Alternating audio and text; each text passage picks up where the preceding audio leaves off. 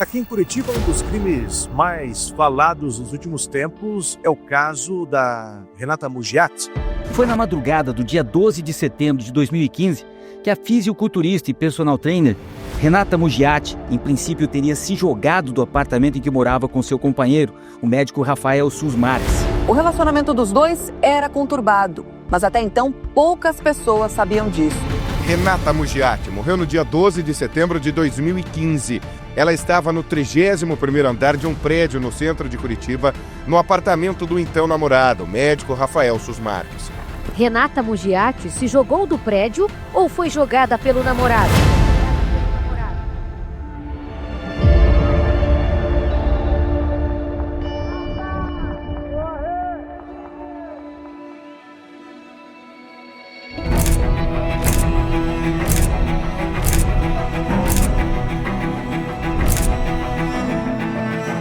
Ela era uma moça muito doce e ao mesmo tempo muito ingênua. Ela não consigo imaginar ela pensando em articular alguma coisa contra alguém, sabe? É fácil a gente falar depois que a pessoa não está mais aqui, aquela história vira santo, mas não, a Renata em particular, a vida dela era academia, os alunos, os amigos da academia eram como família dela, todos tinham a mesma sensação dela, a mesma impressão e, enfim, ela era muito determinada. E o apelido dela até como personal era General, porque ela exigia. Então acho que ela pensava, bom, eu faço, você também vai ter que fazer.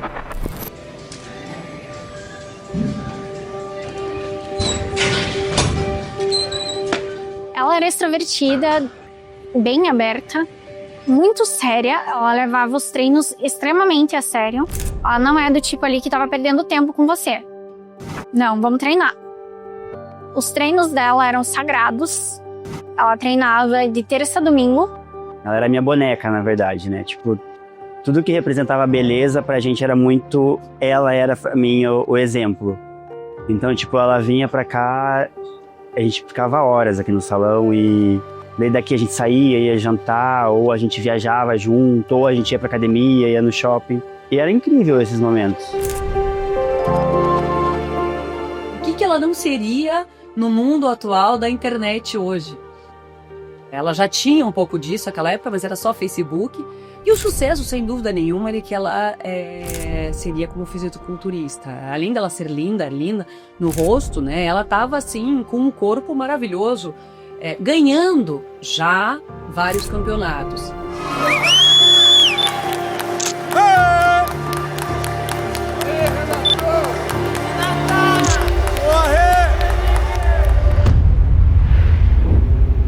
Eu não conseguia entender por que ela tinha feito aquilo. Porque ela gostava muito dela, do corpo dela, ela cuidava muito dela. Então eu fico pensando, como uma pessoa vai se autodestruir, sendo que ela sempre cuidou muito do corpo, do rosto, do cabelo, era muito vaidosa. Agora, era isso, eu pensava, por que ela fez isso? Eu não conseguia entender e como que eu ia contar para minha mãe, né? Rafael é um grande médico. Ao tempo dos fatos, um dos médicos mais requisitados da área dele, um dos mais requisitados. Menino novo, mas talentoso, médico talentoso. Tinha defeitos? Sim, Rafael tem defeitos como todo ser humano. Todo ser humano. Quando você vê, ele é um cara com presença, não dá pra falar que não é. Médico, de família tradicional, com posses. 10 anos atrás, vamos lá, fala pra sua avó. Vó, tô com um médico de família tradicional e tudo mais, mas ele me bate. Alguém ia acreditar? Não ia.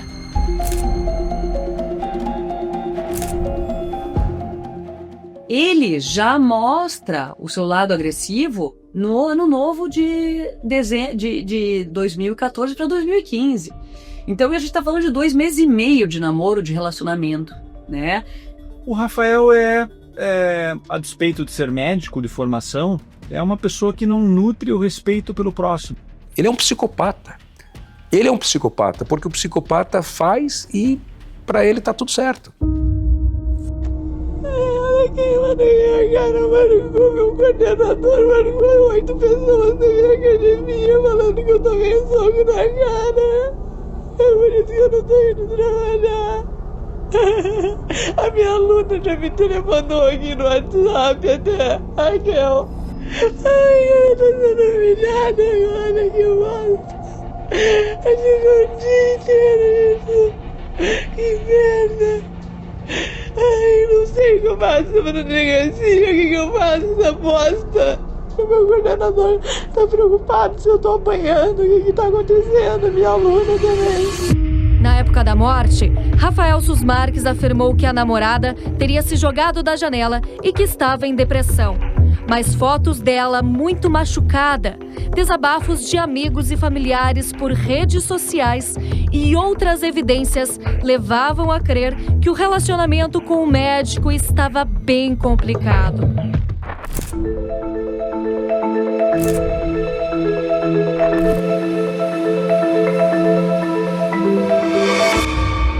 Quem é que tá colocando o teu corpo em dia? Quem é o teu consultor, o teu coach?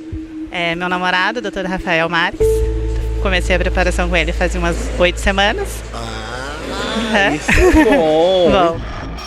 Além daquela mulher maravilhosa que era a Renata Mugiati, o que ela se tornou, infelizmente, submetida àquela violência do Rafael durante um período de 8 meses, né? Começou com todos aquele ciclo da violência, e dele afastar ela de amigos, limitar o acesso ao trabalho, afastar ela da família, e depois ir reduzindo ela ao nada, né? Muito próximo da morte, do assassinato, a Renata já estava extremamente subjugada por ele, né? Estava sendo vítima de agressões, como inclusive o processo demonstra. Eu percebi que ela estava usando mais maquiagem, assim, sabe? Base, mais maquiada. A Renata não era de se maquiar muito. Ela já era bonitinha, né?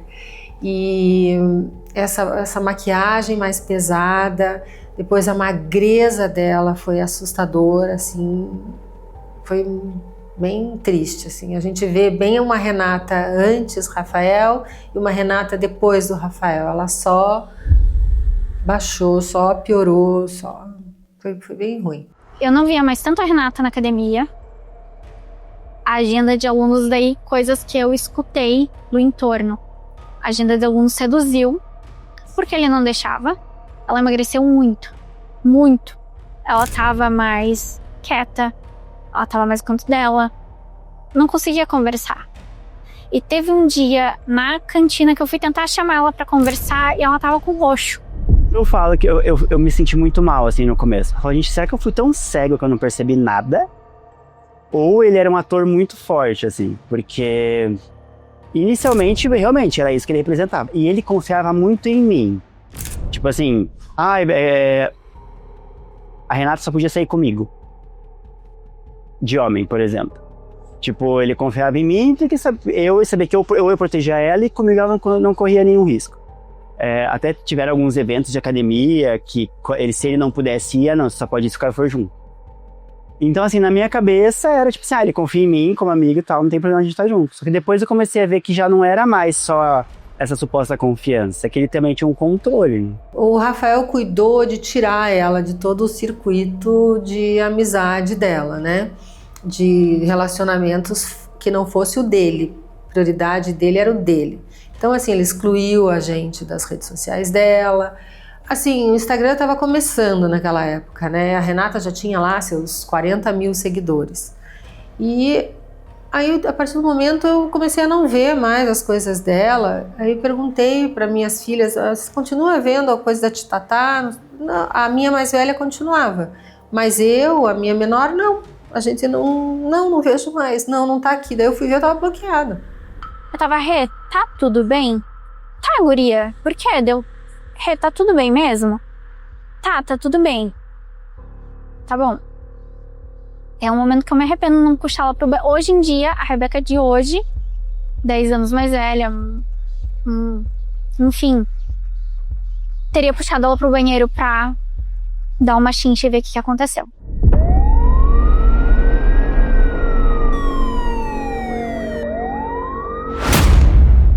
Madrugada do dia 12 de setembro.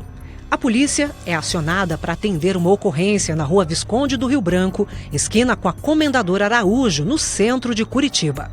Uma mulher jovem, bonita e saudável havia caído do apartamento onde morava com o namorado, o médico Rafael Susmarques. Foi dessa janela, do 31º andar, que Renata Mugiati caiu. Mas o que será que aconteceu naquele apartamento naquela madrugada de sábado?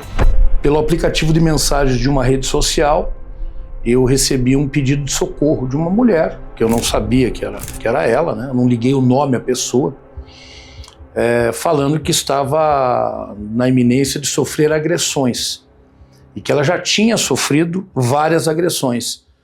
E eu pergunto então quem era o agressor, o que estava acontecendo, ela passa a me explicar, isso eu disponibilizei na polícia, né? Todo esse diálogo, e ela passa a me pedir socorro. Como eu tenho um padrão de atendimento a mulheres vítimas de violência doméstica, hoje muito mais, no entanto, na época já tinha, porque o casal acaba voltando, e nessa de voltar, o advogado às vezes vira o culpado de tudo, né? Se atribui ao advogado. Eu disse, olha, você já fez boletim de ocorrência? Ela disse, eu não fiz ainda por pena, porque ele bebe muito, então ele disse que foi por conta da bebida, mas ela passa a me mandar fotografias dessas séries de espancamentos que ela tinha, né? Eram coisas graves, né? Inclusive com lesão ali de nariz, assim, ela bem machucada, e eram 2 sessões de espancamento que ela documentava através de fotografias, me demonstrando que tinha sofrido violência, e ela estava na iminência de sofrer mais violência. Eu tava num casamento. Era um casamento numa chácara. Durante o dia você pensa, tá? Eu vou olhar o meu celular. Por que não vou olhar meu celular?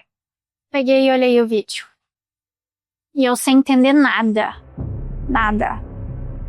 E aí eu fui tentar descobrir o que aconteceu. Não, a Rê se jogou. Eu, como assim a Rê se jogou? Não tem lógica. Não, a Renata se jogou. No dia do crime eu tava num casamento. Eu era sou padrinho da noiva. E a gente tava na festa, normal. Eu nem sabia, eu tenho o hábito de me desligar quando eu estou fora do trabalho. Então eu nem sabia do que tava rolando na rua. Tava no casamento, essa minha amiga, a noiva me chamou, falou assim, Lucas, eu preciso conversar com você lá fora. Falei, tá bom. Fomos lá fora, ela falou, olha, tem uma convidada que precisa fazer uma denúncia pra você. E por sorte do destino, era um casamento de jornalistas, lotado de jornalistas. Eu acho que de cada jornal tinha uma pessoa ali. E a noiva foi bater no meu quarto porque eu e mais uma menina, a gente tava fora da festa. Então, o que elas estão enfiadas no quarto? A noiva foi ver, eu preciso de 20 minutos porque eu acho que mataram minha amiga. Acho não, ela morreu, mas estão falando que ela se jogou, mas eu não acredito. Onde aconteceu? O que foi? Ela falou, não, foi no centro, ela caiu de um prédio e não é suicídio. Pode ter certeza que não é suicídio. Na minha cabeça, por já ter 5, 6 anos ali de experiência, às vezes o amigo, ele acredita que aquela pessoa não é capaz de se matar. Então eu fiquei com aquela coisa na cabeça, assim, talvez seja suicídio mesmo. Mas enfim, no outro dia eu tava de plantão e fiz o plantão inteiro, fiquei com aquilo na cabeça. Não é suicídio, mas ninguém deu a matéria, porque era suicídio. E suicídio a imprensa não divulga, não noticia. Chamei até um colega que estava no local, ele falou, não, Lucas, o tenente tal disse que era suicídio. Ah, tá bom. Segui meu plantão. No final do plantão, faltava tipo meia hora pra acabar o plantão, era até 1 da tarde. A pulga atrás da orelha venceu. Eu liguei pro delegado, que era o titular da DHPP, e falei, doutor, é o seguinte, eu tô com uma situação assim, expliquei a história do casamento, falei, e a pulga atrás da orelha tá me deixando louco, eu preciso saber, é suicídio? Ele falou, quem te disse que é suicídio? E aí vem a surpresa quando eu regresso à capital do estado, aqui em Curitiba, e eu sou procurado então por esse ex-namorado dela, né? E ele me procura e diz o seguinte, olha, tá acontecendo uma coisa muito estranha, a minha ex-namorada se suicidou, mas eu tô muito desconfiado porque o atual companheiro dela não desce do prédio, tá uma situação muito estranha. E aí eu vou ali no meu aplicativo de mensagem e vejo que realmente se tratava de Renata Mugiati. Eu disse, opa, então calma aí, é uma história um pouco diferente.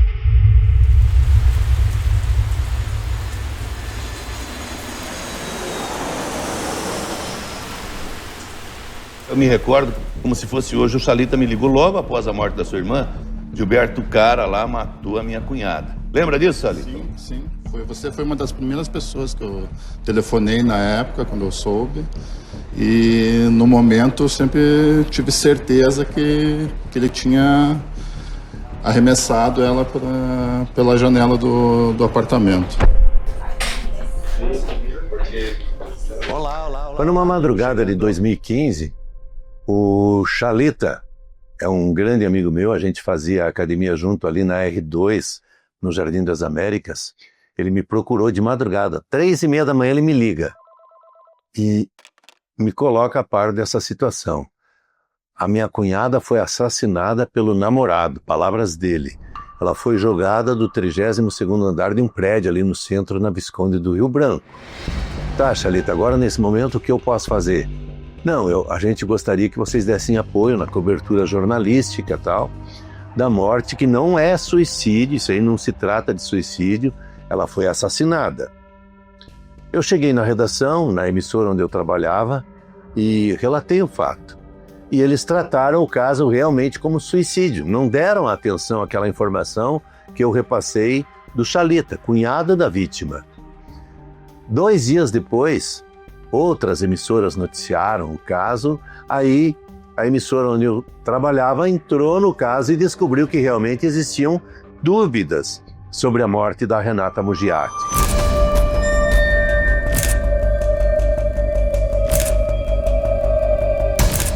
Sabe quando a gente, de tanto falar com o policial, a gente já sabe que ele tá dizendo algo que ele não tá querendo dizer oficialmente. Falei, o que você tá querendo dizer? Ele falou assim, não, ninguém falou que é suicídio. Eu falei, a PM falou. Tá, então vocês estão investigando. Se vocês estão investigando é porque não é suicídio. Ele falou, nós estamos investigando. Eu falei, eu posso fazer matéria? Ele falou, pode. Eu falei, eu posso colocar que vocês estão investigando, inclusive o namorado? Pode, é uma verdade, não é mentira. Eu falei, então tá bom, fiz a matéria. A gente ele passou mais algumas poucas informações que ele podia passar, tudo em off. Eu fiz a matéria, publicamos e eu fui embora.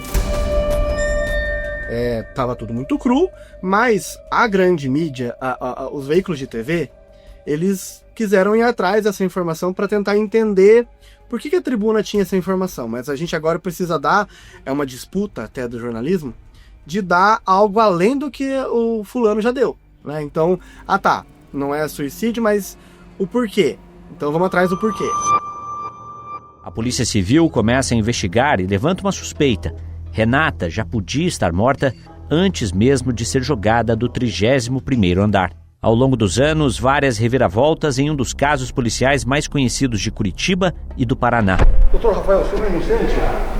Sim. Bom, eu participei ativamente de todo o julgamento, né? Eu frequentei no período de instrução, na fase de instrução, eu fui em todos os depoimentos. Não era necessário eu ir, mas eu fazia questão de estar na sala para quem estivesse ali falando da minha irmã, saber que a minha irmã estava representada por mim, para lembrar que a minha irmã estava ali, né? Enfim, de alguma maneira. E fui, sim, atrás de testemunha. Foram 2 testemunhas que, inclusive, tiveram um papel muito importante no processo.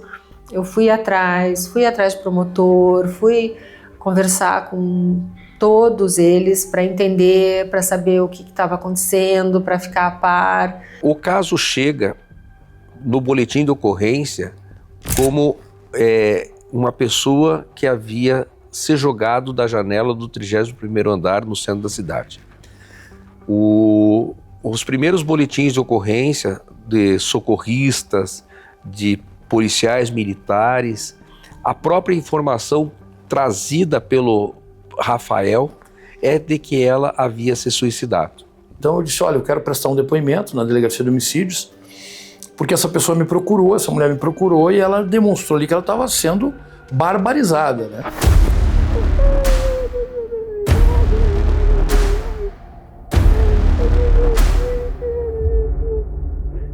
sepultamento, eu estava no escritório do cemitério, enfim, finalizando ali os proformes, né? E eu vi passar um amigo dele, que estava sempre com ele. Eu falei, nossa, o que ele está fazendo aqui? Daí eu olhei para trás, vi que ele estava lá. Simplesmente eu falei que enquanto ele estivesse lá, ela não ia ser sepultada. Aqui ela vai ser enterrada. Pode. Se mandar para a chamola, não, eu não sou advogada. Tudo bem, eu tô vendo. Mas eu não quero você aqui, eu tenho esse direito. Eu também tenho meu direito. Você pega e enterra, não sei quem. Você já enterrou? Tchau. Pode ir. Vai lá. Abaixa o tom da voz. Abaixa o tom da voz. Agora não é. Baixa, chega. Estava indo naquele momento de desespero, de pânico, de choque pela morte da irmã, uma morte absurdamente violenta. E a partir disso ela toma esse conhecimento e eu ainda recomendo, se fosse vocês, não cremaria o corpo, né? Se eu fosse vocês, não cremaria o corpo. Até pediram para cremar e aí o plantão, o promotor de justiça disse que era algo que poderia ser investigado, teve muita visão intuitiva, eu digo até, e acabou por impedir que fosse cremado. O corpo vai para o IML, o médico perito faz o exame do cadáver, faz as primeiras anotações e conclui, naquelas primeiras anotações, que a causa da morte foi a queda de nível e que causou politraumatismo. Ele faz essas anotações e encaminha para o setor de digitação. E o setor de digitação digita aquilo que ele escreveu, porém ele não assina mais esse documento. Ele se nega a assinar esse documento sob o argumento de que faltavam exames complementares. Como esse exame de necropsia não chegava, havia por parte dos delegados, principalmente da Delegacia de Homicídio, dúvidas sobre a tese ou a versão apresentada de suicídio, em razão de que o Rafael era, na época, companheiro dela e médico dela, que inclusive a preparava para o esporte que ela praticava, que era fisiculturismo. Então havia assim, uma suspeita de que ele pudesse ter injetado alguma substância nela, algum anabolizante, e isso possa ter causado a morte e depois talvez ele ter defenestrado, ou seja, jogado pela janela. Então a polícia entendeu que seria um caso de fazer uma exumação do cadáver para confirmar se havia nela alguma substância diversa ou que pudesse ter causado a morte. Mas foi muito estranho, porque assim, a minha mãe queria cremar, a gente não tem nenhum parente cremado, minha mãe resolveu cremar e a gente não tinha autorização da justiça para cremar, um promotor de justiça não deixava, mas a família, a mãe dele insistia em perguntar, e daí já autorizou, e daí já pode, já está liberado. Isso me causou estranheza, porque né? A lei não permite que em caso de morte violenta haja a cremação sem que sejam concluídas as investigações daquela morte violenta.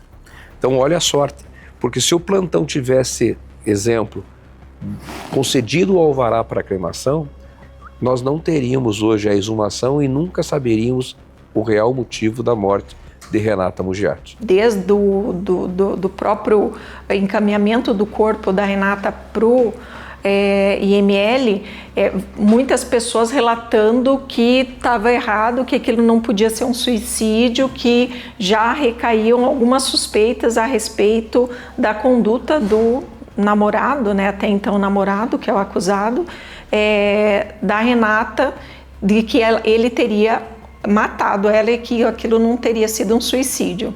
Então, ou seja, havia uma dúvida com relação a possível uso de substância outra que pudesse causar a morte, e agora nós tínhamos uma outra evidência que era uma possível asfixia. Então, necessário foi, agora mais do que nunca, o deferimento da exumação do cadáver. Neste momento, é que quando vem esse laudo anatomopatológico, é que sai a prisão temporária do Rafael Sus Marques, por suspeita de ter, então, cometido um crime por asfixia. E essa é por que a versão do suicídio, ela não, de primeiro momento, não foi realizada, né? Havia uma dúvida. Eu fui no local do crime porque quando a gente estava nessa fase aí de dúvidas com relação à causa-morte e ainda para ser feito um exame de exumação, eu não me recordo se o laudo de exumação já tinha vindo ou não tinha vindo, mas eu acho que não tinha vindo. E foi solicitado uma reconstituição do crime, uma reprodução simulada dos fatos. Nessa perícia eu participei. Eu fui até o local, o advogado dele foi até o local, ele participou da reconstituição, onde foi utilizado um boneco, mais ou menos com o peso da Renata Mugiati. Então lá foi reproduzidas todas as versões que ele falou. Então nós fizemos as 3 versões apresentadas por ele. Na hora que eu quiser? Pode quiser.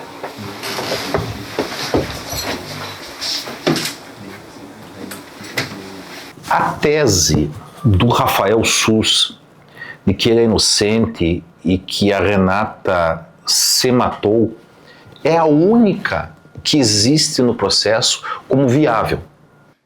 Qual era a versão apresentada por ele? De que ela estava depressiva, de que ela estava brigando com ele, violenta. Ele chega do pôquer, que ele jogava pôquer, e começaram a discutir, mas que daí ele consegue acalmá-la e a convida para ir jantar. Porém, ele amarra o sapato e quando vê, ela se joga. Essa é a primeira versão dele. Você que vai pular agora? Não. Mas ela ficou... Ela tava vestida na calça e continuou no chão, né? Ela tava no chão, exatamente. Isso que eu ia falar agora. Daí, uns 15 minutos eu levei para acalmá-la. Ela já não estava chorando mais, tá? Ela estava com uma aparência, como eu posso dizer, mais bem acalmada, entendeu? Eu vim aqui, sentei, estava cansada, descansada. Falei, vamos lanchar e tal. Ela calçou, ela vestiu as calças, né? Os meus 2 sapatos estavam bem aqui, entendeu? Daí eu vesti, ó, o meu sapato esquerdo, entendeu? Quando eu estava para vestir o direito, eu vi ela voando em direção à janela, entendeu? E depois começam a aparecer outras versões. E depois uma terceira versão. Então nós fomos e fizemos todas as versões dele.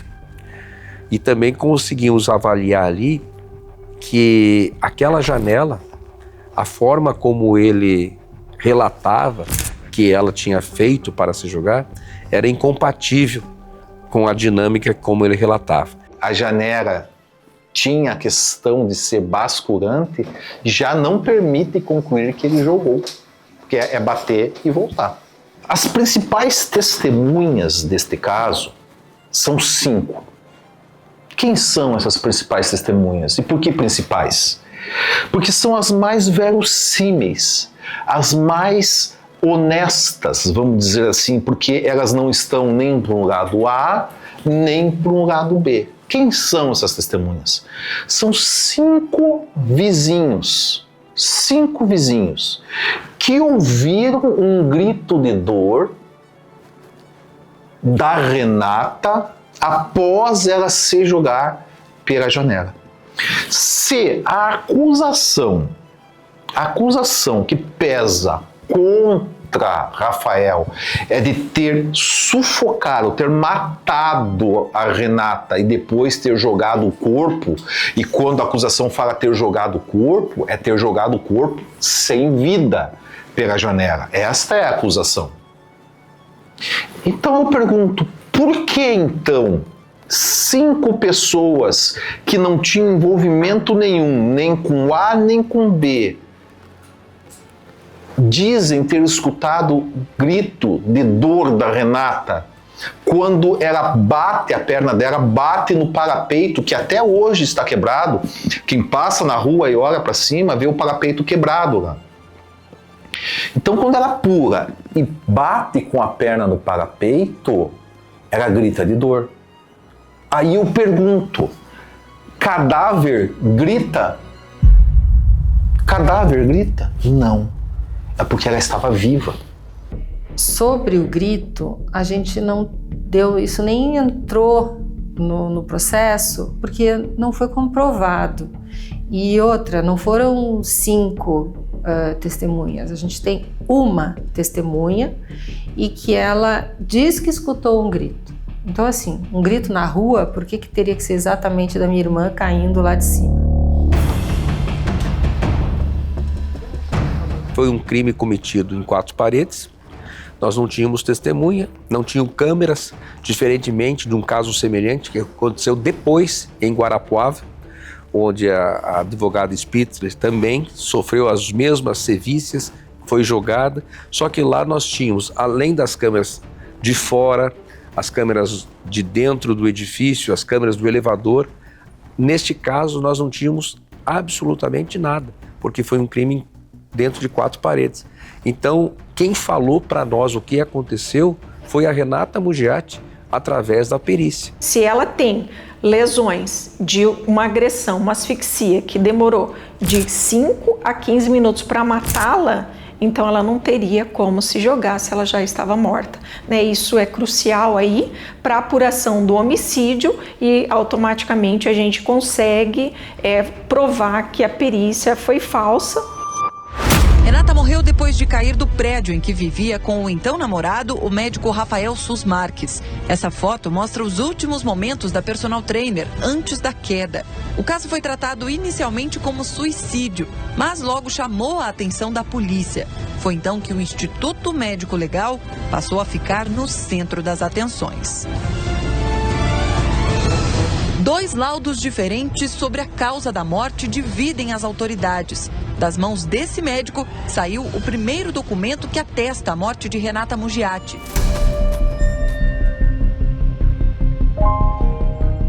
Inicialmente, uma das primeiras situações ali que eu vi, que me chamou muito a atenção, foi o próprio laudo do médico legista, que era totalmente diferente dos demais laudos que eu já tinha tido contato.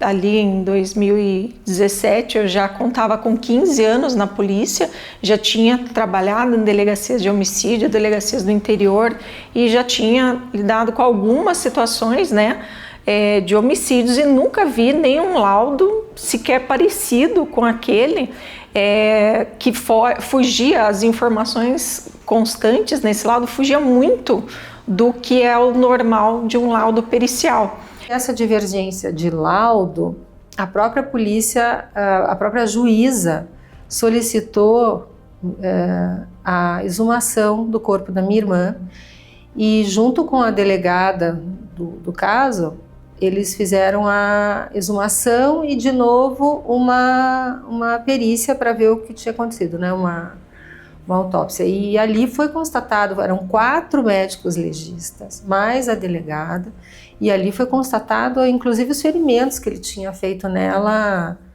2 semanas antes.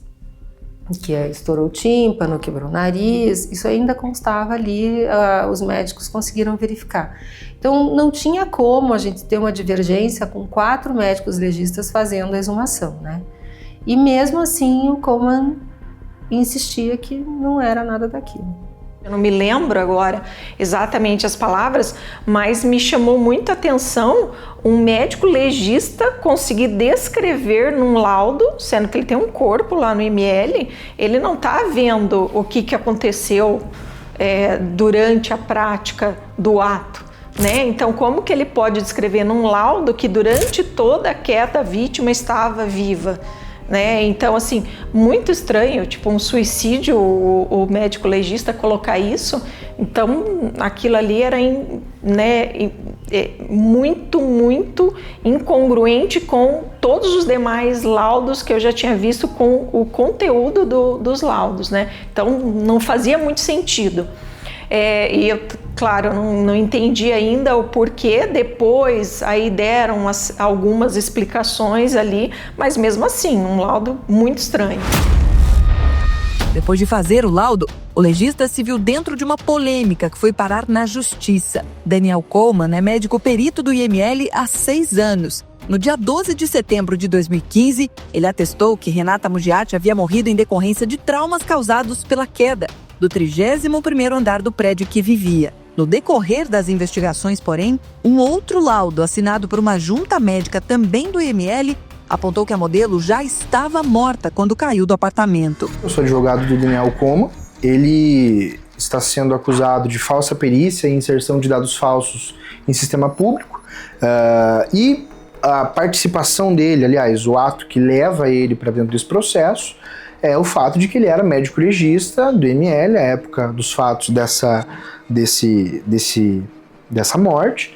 E, por ocasião do destino, ele foi trazido naquela noite específica para que ele fosse o médico legista responsável por realizar todas as perícias, todas as necropsias daquela noite. Então, calhou dele ser o médico mais jovem, dele ser o médico mais pronto, mais disposto a cobrir brechas e falhas num sistema já deficitário de composição do quadro de médicos legistas do Instituto. E calhou dele fazer essa perícia e chegar em conclusões que não foram atendidas ou aceitas por membros do Ministério Público e demais pessoas que compõem esse processo, e contra ele acabou resultando em uma denúncia, aos meus olhos, bastante infundada de falsa perícia e inserção de dados falsos no sistema público. Nego categoricamente, nunca vendi laudo nenhum na minha vida. Desde o início, já se sabia qual é a minha convicção sobre o caso. Eu não mudei a minha opinião em momento nenhum, tá? Se pagaram para a pessoa errada, né? Se é que isso existiu, tá? Só que é um maior absurdo, um factoide, não tem nada a ver com isso. Daniel supostamente teria recebido R$200 mil para fazer isso. Não há um indício em todo esse arcabouço de construção de elementos de informação do inquérito policial em mais de 7 anos. E aí se foi descoberto que este laudo foi feito a 4 mãos, porque existe um parecerista, o ex-diretor do Instituto Médico Legal, que depois de aposentado é contratado por várias pessoas para fazer pareceres. E você, quando contrata um perito, você quer que faça um parecer contrário ou favorável a você? Então, este perito, este médico legista, foi até a casa desse outro senhor. Isso ficou comprovado porque usou da rede do senhor. Eles não negam que discutiram, eles não negam que o laudo foi feito ali e e incluído no sistema na própria casa. Não se comprovou na época um pagamento para o Daniel Coleman. Porém, só veio à tona a participação de Francisco posteriormente. E cá entre nós, a corrupção não deixa recibo. Não seria numa conta bancária que nós íamos encontrar algum sinal de corrupção. Realizei a necropsia no dia 12 de setembro de 2015, tá? Onde tamanha exuberância das lesões externas no cadáver, né, já me autorizaria a fazer, a lei me autoriza a fazer tão somente o exame cadavérico, que seria, né, a descrição das lesões externas. Eu já estava autorizado a fazer isso, né? As maiores, né, provas de que ela caiu em vida são aquelas lesões tegumentares, né, na pele, aquelas escoriações. Qualquer livro diz isso. São as maiores provas de que estava viva quando caiu. A segunda coisa, tá? Eu fiz necropsia completa, inclusive com abertura do pescoço. Eu atestei desde o início, desde o primeiro dia, de que a morte se deu por intensa ação traumática. E que pode ter sido decorrência de um suicídio ou não. Se é questão de homicídio, suicídio ou acidente, não compete a mim. Compete à investigação criminal. E aí, no decorrer das investigações, claro que aí nós já tinha o laudo pericial da exumação. A exumação é essencial para isso, porque essa constatação de que não havia mais hemorragia nos ossos, quando ela cai no chão e quebra ali, quebram os ossos do corpo dela, devido à altura, até então teve bastante quebra, né, de ossos, não houve hemorragia. É uma pequena hemorragia, segundo os médicos, é uma hemorragia pequena que acaba tendo nos ossos, mas que isso é essencial para se provar se essa pessoa estava com vida ou não. Então, quando não existe a presença de hemorragia em osso, que significa que aquela é uma lesão pós-mortem, né? É uma lesão que aconteceu depois da vítima já ter morto. Ela não tinha vida mais quando aquela lesão aconteceu. Aí, ainda na análise pericial, a perícia feita pelo perito de local, que até foi feita a reconstituição, né, do crime, a incompatibilidade com a descrição que o acusado deu em relação a como foi o crime, como teria sido a situação ali, tipo a distância da janela, a forma como o corpo teria caído, que ele teria segurado o braço dela antes, tudo incompatível com a realidade. A gente verificou a possibilidade de você conduzir e exteriorizar esse corpo através de uma janela desse tipo, que a gente chama de tipo máximo ar, que é uma janela que tem uma limitação na abertura e ele gera um vão relativamente pequeno, um vão de 39 centímetros.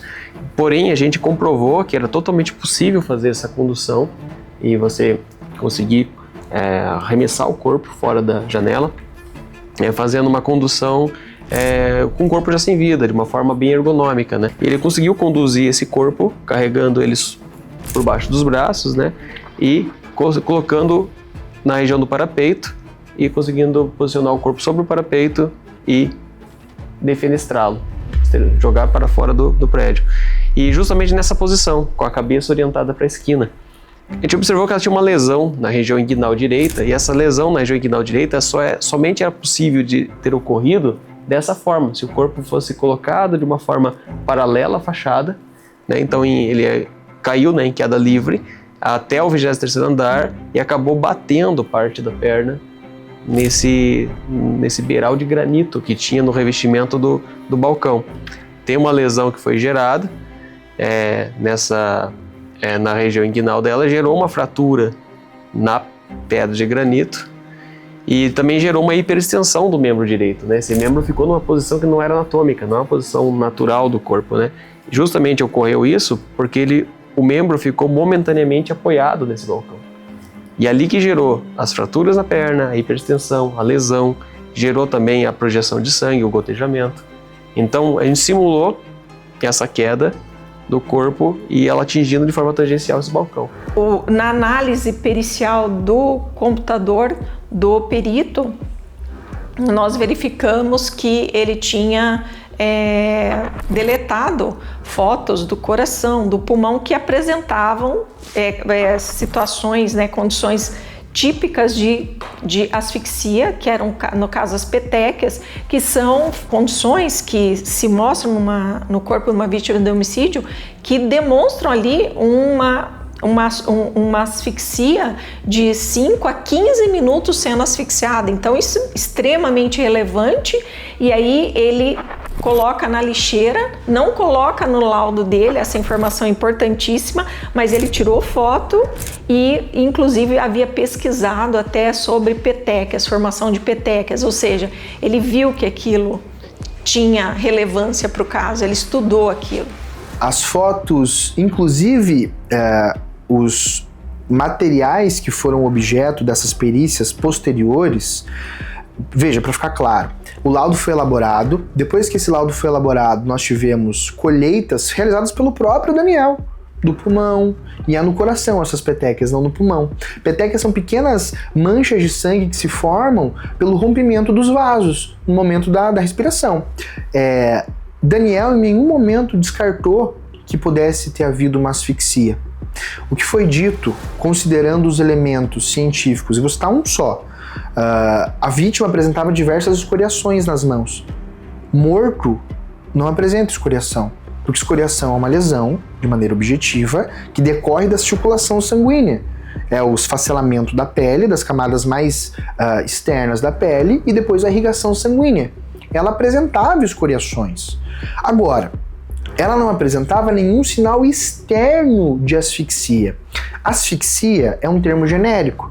Uma pessoa pode ser esganada, estrangulada, enforcada e asfixiada sob pressão. Ela caiu mais de 20 andares. Teve o tórax esmagado e a compressão do tórax... Veja, o tórax ele faz um movimento ao respirar. Que movimento é esse? Movimento de expansão dos pulmões. Se uma pedra cai sobre mim e me impede de fazer a movimentação do tórax, eu estou sendo asfixiado, ainda que as minhas vias respiratórias do rosto não estejam sendo obstruídas. Então, a presença de petequias pleurais no pulmão dela, esse registro é um registro que consta do próprio laudo. São fotos que foram anexadas e tiradas só pelo Daniel. O que aconteceu foi o seguinte: com relação ao laudo pericial, o primeiro laudo, o laudo pericial do Dr. Daniel Coleman, como ele não entregava o laudo de necropsia, eu abri um procedimento, ele veio até o meu gabinete, foi ouvido, tem o termo de declaração dele, e ele me entrega o documento como rascunho. As anotações, aquele documento digitado, sem assinatura. E depois que sai o laudo de exumação, ele faz um novo laudo de necropsia, totalmente diferente do primeiro, fugindo totalmente das anotações que ele tinha e descrevendo coisas que nenhum médico, nenhuma doutrina médica orienta ao médico escrever, porque o médico tem que escrever o que ele vê e não o que ele não vê. Então ele começou a colocar ali que não havia sinais de asfixia, que não havia sinais de unhas, que não havia sinais de... Isso, o médico não escreve isso, a não ser que seja indagado sobre isso. Ou seja, as partes fazem quesitos e aí ele responde os quesitos. Não tem isso. Não tem... Mas no cadáver, ele simplesmente ele coloca aquilo que ele vê e não o que ele não vê. Foi muito importante a participação, a atuação e o trabalho tanto da equipe pericial quanto da equipe policial, né, da delegada, dos investigadores, a participação inicial e todos os laudos, e também importantíssimo ali o que é o processo disciplinar contra o médico legista, que embasou muito também de forma técnica, tudo de forma muito técnica, essa certeza quanto à inidoneidade do laudo médico. Desde o primeiro momento, quando começo a atuar nesse caso, a primeira coisa que me chamou a atenção foi exatamente uma foto que foi tirada, aliás, duas fotos, em questão de 1 minuto ou menos de 1 minuto, uma foto da outra. Foto essa que vocês sabem qual é a foto em que a Renata se encontra sentada na janela, uma com as mãos para cima e outras deixando-se de segurar no basculante da janela. A foto que Rafael tira dela segundos antes dela se jogar já mostra a intenção dela se jogar. No primeiro momento ela está com as pernas para dentro da janela, no segundo momento ela já está com as pernas para fora, inclusive. Numa atitude que demonstra de forma inequívoca a vontade suicida. Não me parece razoável que outra seja a vontade dela ou que possa existir outra interpretação da cena que não ela se ameaçando de se matar, ameaçando de se jogar, e Rafael tira a foto como uma forma humana e natural de proteção. O fato de ela ter colidido nesse balcão no 23º andar, ele deixou uma série de vestígios, muito mais vestígios do que teria se o corpo tivesse caído direto no pavimento da via pública ou no alinhamento predial do imóvel, do edifício, né? Então a gente conseguiu muita informação, isso deixou o local, em termos de vestígios, mais rico. Isso permitiu que a gente fizesse mais conclusões sobre a dinâmica. E essas conclusões apontaram que elas não eram compatíveis com com uma pessoa se jogando do prédio. Indicaria a ação de um terceiro, alguém teve que mover esse corpo e é compatível com a dinâmica de queda de um corpo já sem vida. Essa foto me chamou a atenção pela seguinte questão. Ele sempre alegava que amava ela, que ela estava com depressão há muito tempo, que inclusive ele medicava ela para ela se acalmar e que ela tinha pensamentos suicidas. Ele diagnosticou que ela estava com depressão, ele prescreveu o remédio e ela tomava. Aí só depois que acho que ele percebeu que ele também não serve para isso, né? Que ela foi procurar um outro profissional. Então vamos parar para pensar. O que ele contava é que ele era o cuidador dela e não mais só o companheiro. Ele era além disso, até porque ele era médico. Então ele, ciente desse quadro clínico dela, ele não fica com ela. Ele vai para os bares, ele bebe, ele joga baralho e a deixa sozinha. Uma pessoa depressiva, se a pessoa ama, tem que ficar com a pessoa, cuidá-la.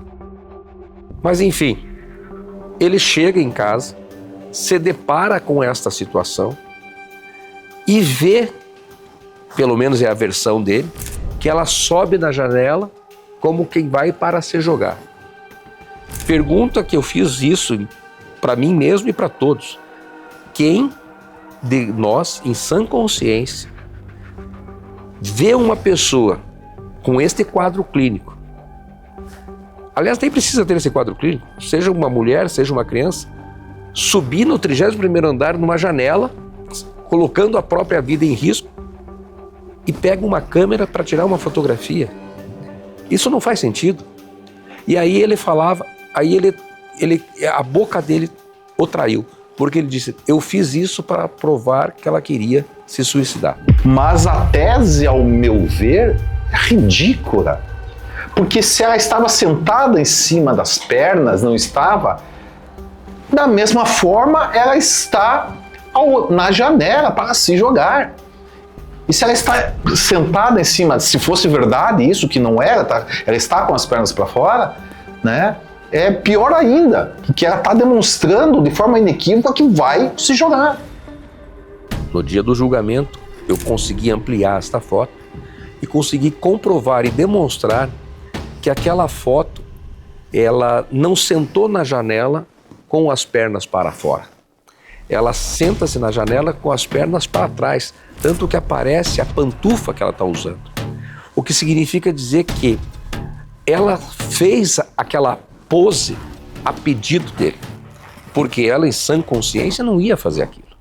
Então ele solicitou aquela foto, ele se posicionou no local adequado, preparou a câmera e tirou a fotografia.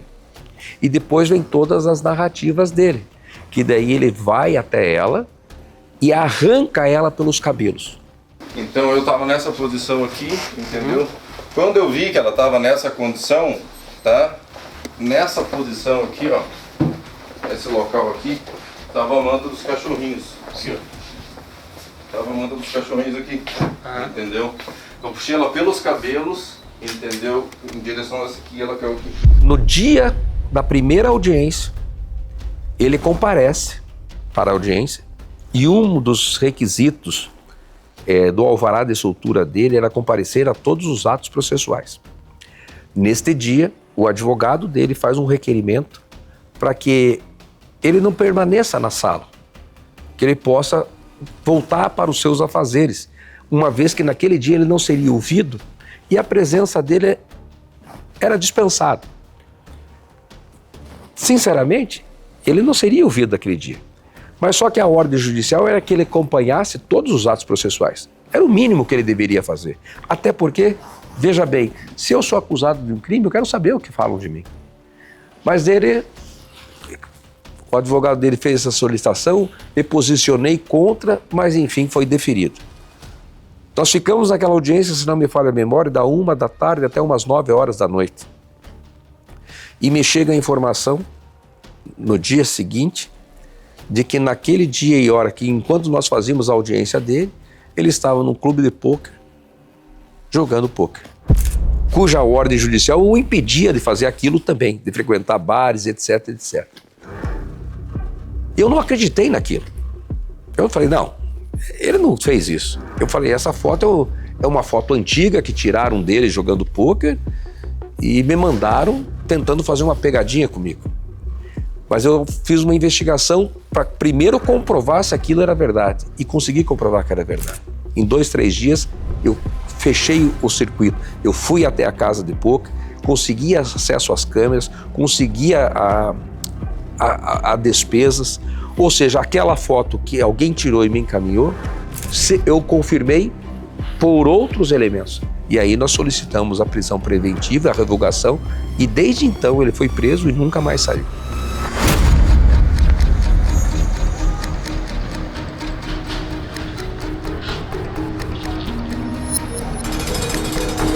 Rafael Sus Marques foi levado para a sede do Centro de Operações Policiais Especiais, o COP. Ele passou a noite numa carceragem comum. O médico acusado da morte da fisiculturista Renata Mugiati estava no consultório dele quando foi preso. A Rede Massa teve acesso com exclusividade às imagens que mostram o médico em uma casa de jogos aqui da capital. Ele aparece jogando pôquer, mas, para a justiça, o acusado disse que não poderia faltar trabalho para comparecer à audiência no mês passado. Enquanto eu estivesse à frente desse caso, nunca passou pela minha cabeça que esse caso não chegasse ao tribunal do júri. Uma morte cercada de contradições. Um mistério que pode estar se aproximando de um desfecho 7 anos depois. Afinal, a fisiculturista Renata Mugiati tirou a própria vida ou foi jogada para a morte? O médico Rafael Sus Marques, acusado de matar a namorada, a fisiculturista Renata Mugiati, vai a júri popular. Aí começou a correr, daí eu ia acompanhando pela notícia, até conheci a Tina. A gente começou a justiça pela Renata, teve campanha tanto na academia, camisetas na época. Teve a missa de 7º dia dela na Igreja dos Passarinhos, se reuniu muita gente. E muita gente reunida por ela. Então, a Renata nunca esteve sozinha. Ela se foi, mas ela não estava sozinha. Desculpa. Ela não estava sozinha.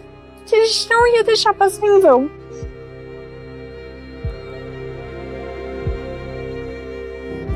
Não ia passar em vão.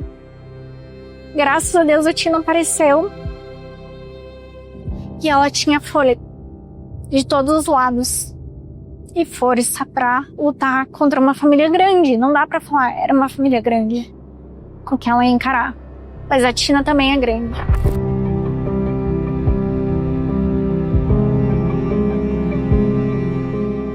Para mim, vingança ou que ele fosse condenado, eu já estava tão preparada que ele ia ser condenado pelas provas que tínhamos e do andar da carruagem no júri, que assim,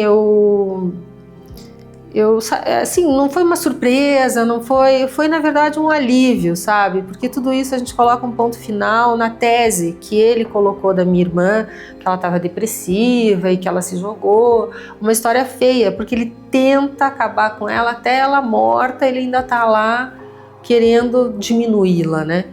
Então, para mim, eu achei que foi um alívio no sentido de, olha, a Renata não era assim, a Renata sofreu na tua mão, você agora vai pagar pelo crime que você fez.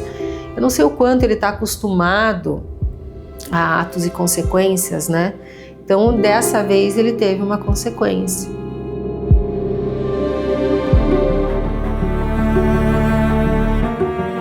Um julgamento que levou mais de 7 anos para acontecer. Depois de tanta espera da família da fisiculturista Renata Mugiati, o ex-namorado dela, o médico Rafael Sus Marques, sentou no banco dos réus. Eu cobri o júri, né? Eu estive em todos os dias. O que mais chamou a atenção de todos nós é a frieza do Rafael, que é uma frieza que não é aquela coisa de você olhar e o cara tá feliz, né? É aquela frieza que parece que ele tá triste, mas Eu não sei explicar, assim. É uma frieza que transmite que ele está sendo frio e que algo está errado no que está sendo dito. Foi suicídio dela. O julgamento, para mim, especialmente, foi muito esperado. Ele nunca revelou sentimento algum para com a Renata Mugiati. É uma pessoa que não demonstra sentimentos. Ele tem algum problema, esse rapaz. A postura do Rafael durante o júri foi um tanto quanto chocante, né? Ele não esboçou nenhuma reação. Nenhuma. Ele passou 2 dias sem qualquer reação. Quando ele foi prestar o depoimento dele, ele também não esboçou nenhum tipo de arrependimento, nenhum tipo de carinho pela Renata, né? Por mais que você seja aí um psicopata, no sentido de, a gente não sabe se é realmente psicopata ou não, mas quero dizer, sabe, você é psicopata, você pelo menos tenta naquele momento demonstrar algum carinho, até porque você precisa mostrar para os jurados que você não matou. Ele não teve nenhuma reação, foi até meio impressionante. As lesões corporais aqui da denúncia também não são verdadeiras, nada aqui é verdadeiro. Tem uma lesão do nariz dela. É denunciado por uma lesão leve, né? Lesões leves aqui. Que é antecedente, é de agosto. É a primeira que eu narro.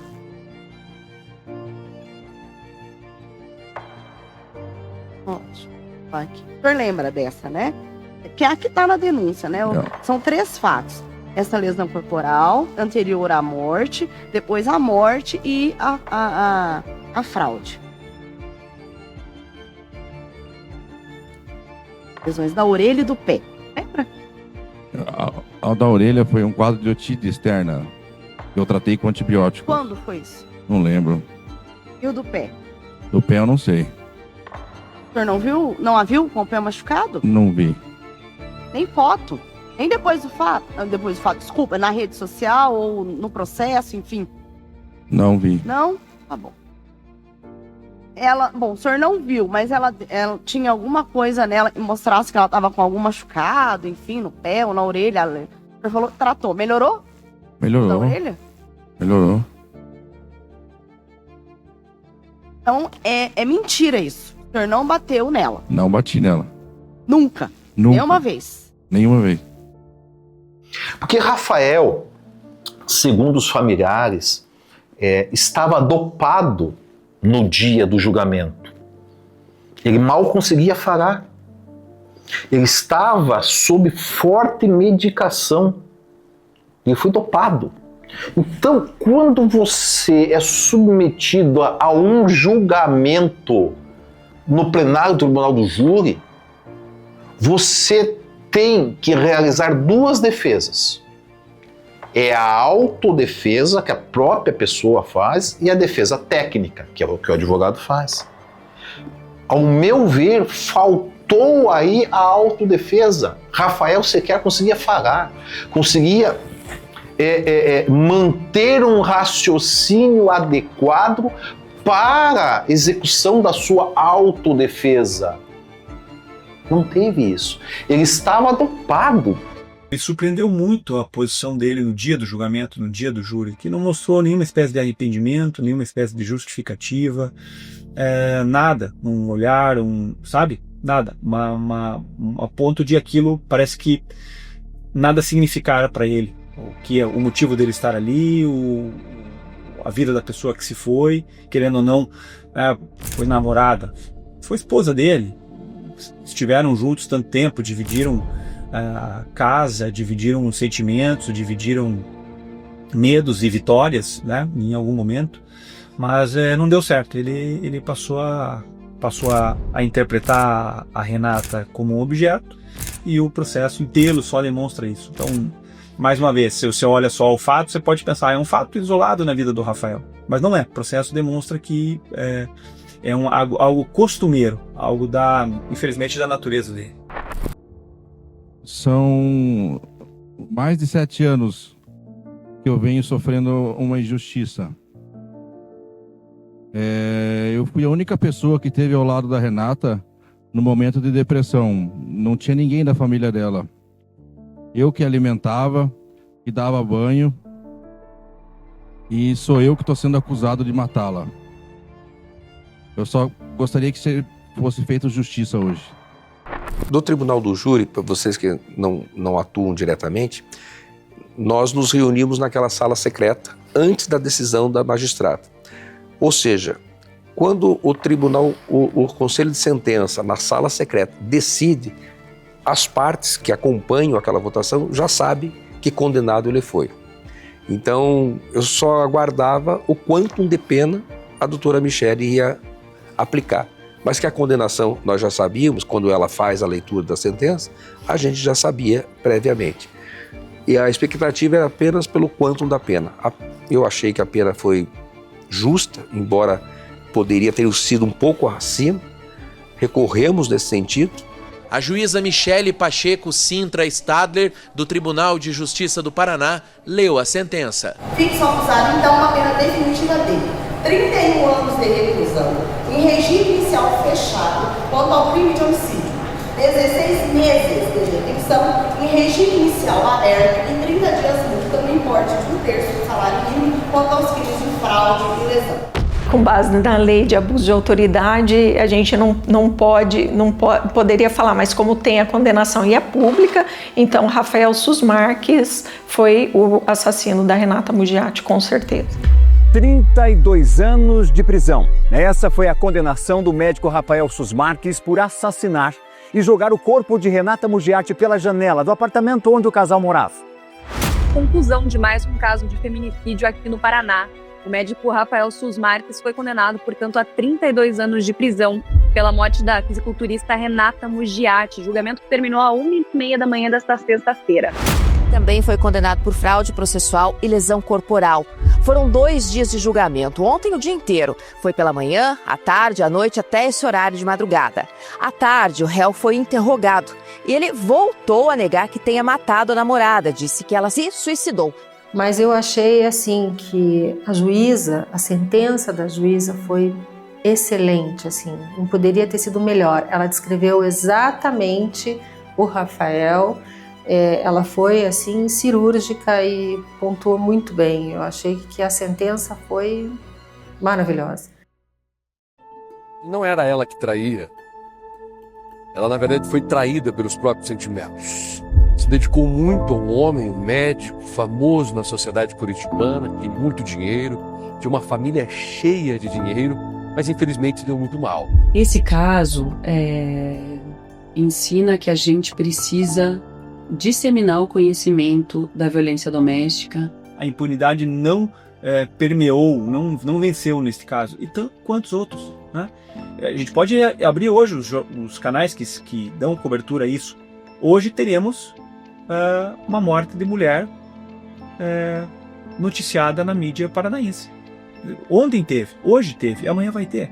Então a gente tem que quebrar esse ciclo de violência. Eu acho que o judiciário tem um papel muito importante, mas não é o único, né? Não é o único ator nessa jogada. Às vezes são pequenos detalhes assim que podem mudar muita coisa. Detalhes que eu não prestei e que eu perdi ela por esses detalhes. Eu tenho certeza que foi por isso. Se tivesse prestado atenção antes, a gente teria conseguido proteger ela de outra maneira. Que um roxinho, uma marca, pode mudar muita coisa lá na frente. E às vezes a pessoa não consegue falar. Mas se você perguntar, alguma coisa ela vai demonstrar. E eu não percebi isso. Eu via ela todo dia e eu não percebi isso. Isso me dói muito. Por eu ver ela todo dia. Por eu ter visto essas marcas. E eu não ter conseguido salvar ela do monstro que ele foi. Você sabe que a gente fica com uma sensação que a gente poderia ter feito mais. Isso, eu sei que não. Eu sei que não cabia a mim fazer mais. Mas a gente fica com uma sensação assim, tipo, poxa, eu devia ter feito, eu devia ter ido, eu devia ter procurado, eu devia ter tirado ela de lá. Eu sei que eu não tive oportunidade, eu sei que, enfim, tudo isso, mas essa sensação fica e não sai. Sinto muito por tudo que ela passou e que eu não pude ajudar.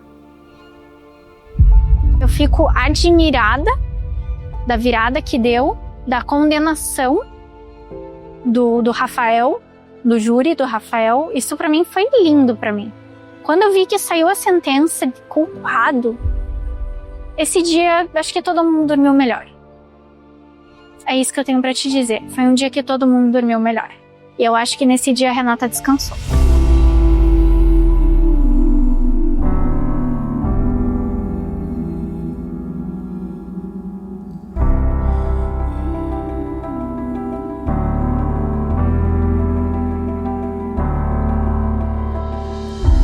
Que essa pena sirva de exemplo para todas as vítimas de violência doméstica que encontrem acolhimento na Justiça do Paraná, que aqui a gente tem.